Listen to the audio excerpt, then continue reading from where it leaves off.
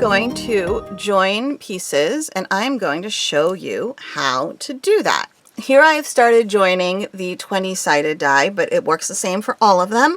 The 17 and 3 go next to each other in this manner. All right, and now I want to attach the next piece. What we're going to do is smush these two pieces together. These are the sides that we're joining. If you would like, you can use stitch markers to hold together the two corners of the side pieces you are joining. So here is this corner to this corner. And then over here we have this corner to this corner. So these are the two sides that we're joining, and I'm just going to make sure I have the same number of stitches in between. There should be, I believe, 15. Let's see, 2, 4, 6, 8, 10, 12, 14, and 15. Perfect. So you're starting and ending with a corner stitch. If there's an actual stitch on your corners, that's what you start and end with. If there is a chain 2 space, you start and end with a chain 2 space. And then all the stitches in the middle are however many stitches are on that particular edge of those pieces. So we're going to call the piece closest to me piece A, and the piece farthest from me piece B. Right now, my yarn is coming out in between my two pieces, and I'm going to sew from the inside in between the two pieces to the outside of piece B. So away from myself, I'm sewing through the top 2 loops of the corner stitch of piece B. Now I'm going to wrap my yarn around, and I'm going to sew through the top 2 loops of the corner stitch of both piece A and B. There we go. And I am removing this stitch marker now. This will make a bar going across the corner, and that is exactly what I want, a little bar stitch going right across the corner. Okay, now I'm going to wrap my yarn around and sew through from A to B through the top 2 loops of the next stitch. So here's the next stitch on A, the next stitch on B, top 2 loops, sewing through, always working away from myself, so I'm always working in the same direction. Wrap around, working away from myself again, the top 2 loops of the next stitch. You'll notice I have a blunted needle here because I don't want to split my yarn. I want to work underneath the top 2 loops and not catch any of the other yarn. So I'm going to keep doing this, working under the top 2 loops of the next stitch, through A and then through B, and just keep doing that until I get to the corner, to the next corner.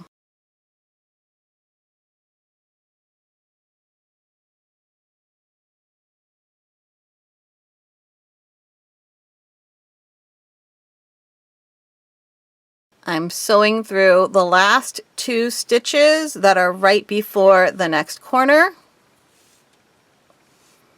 Then I'm going to wrap my yarn over and sew under the top 2 loops of the next of the corner stitches. Here we go.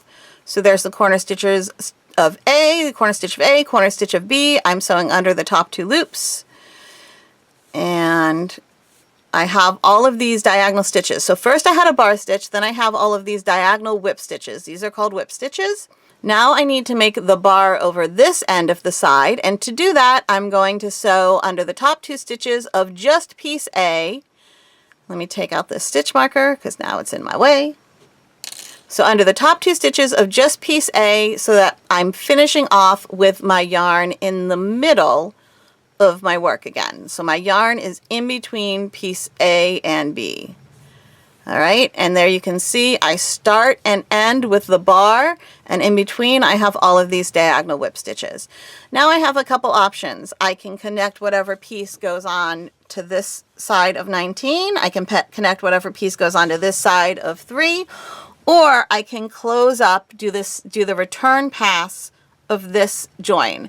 And it all depends on what you want to, how you're joining your piece. There are 5 pieces that all join together at the point right here, and so that's what I'm working on right now. Here it is, and it's going to go like this, which means I need to come back to here. So in order to come back to here, I'm going to close up this, this seam. I'm going to do the return pass. So when it comes time to do the return pass, I'm now going to turn my work around. So my yarn is in the middle, and I'm going to come from the inside of side A to the outside of side A. Okay, you're just getting your yarn back out to the outside, and you can hold it whichever direction it feels good to you. I'm actually going to keep it the other direction that I had it in to begin with, I think. All right, because I like sewing away from myself. So now that I'm on the outside of this seam of this, on the outside of my work, I'm no longer in the middle, I'm going to sew through the next stitch. So the top 2 loops of the next 2 stitches. And in order to cross this X, I can see I need to work in this direction. So if I were holding my work this way, I'd have to be sewing towards myself, which to me is awkward. That's why I'm turning my work this way, because that means I can cross that whip stitch to turn it into an X by working away from myself. So, you know, you decide what feels comfortable for you. The point is you want to make sure that you're crossing your stitches. So I'm just stitching away from myself by stitching through the top 2 loops of each set of stitches all the way back to the other bar.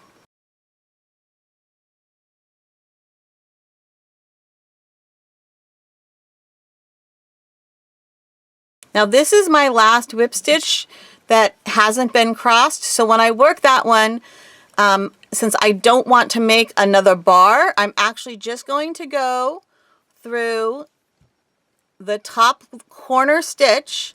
So I've gotten to the corner stitch. I'm just going through the top 2 loops of the corner stitch of just piece A, okay? So that my yarn ends up on the inside of my work. Ta-da! Now I have 1 bar on each end with X's in between, and that is exactly what you want for your seam. There will be times when you end up having to make a second bar in order to get the yarn where you want it to be, but most of the time, the vast majority of the time, you're not going to have a second bar anywhere. All right, so now my yarn is on the inside of my work, and I want to join the 19 to, or I can, let's see, where's the 1 go? Yep, the 19, the bottom of the 19 goes to the side of the 1.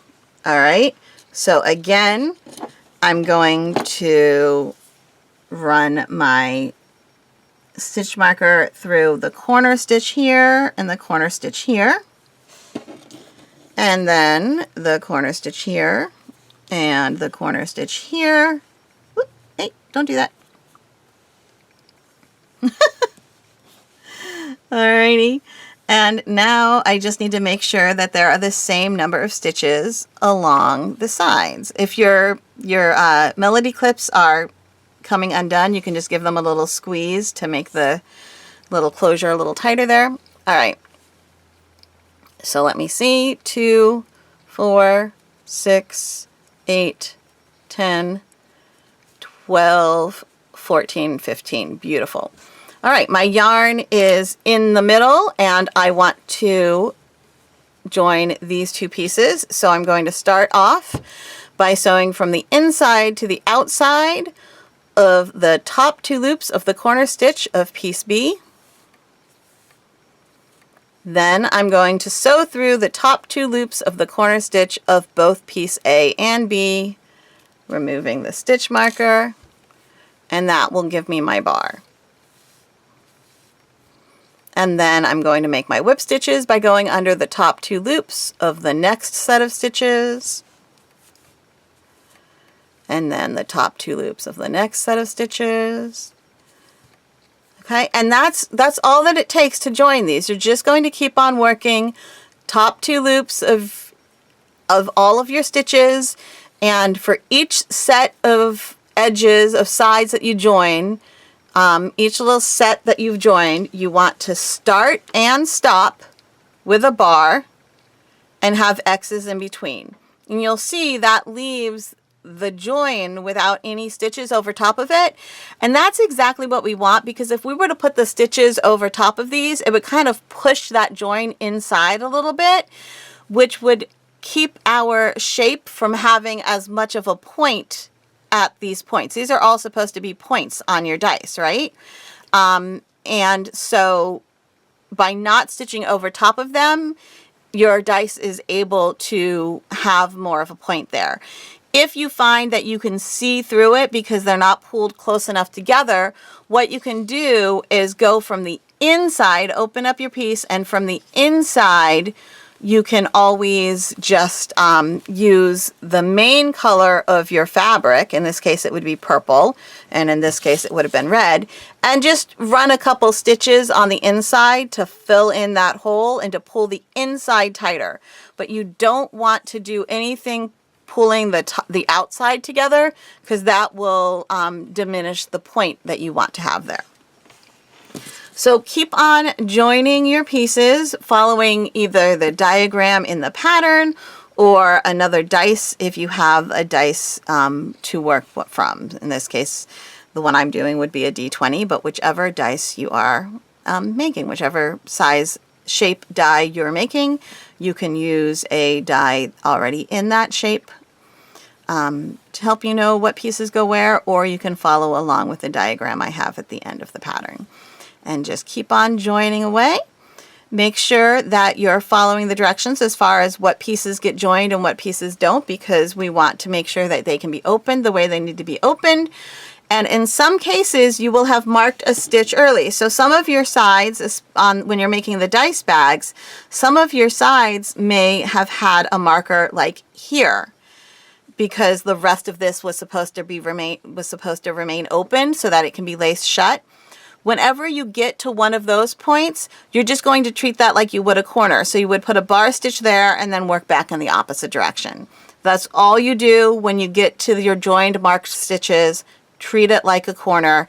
Leave the rest of it unjoined, because that's what's supposed to be left open so that you can lace up your bags. All right, and that's only on the dice bags. On the shoulder bags, it's only on the dice holder size bags. On the shoulder bag size bags, all of the seams are either completely sewn or not sewn at all. All right, there you go. Happy stitching.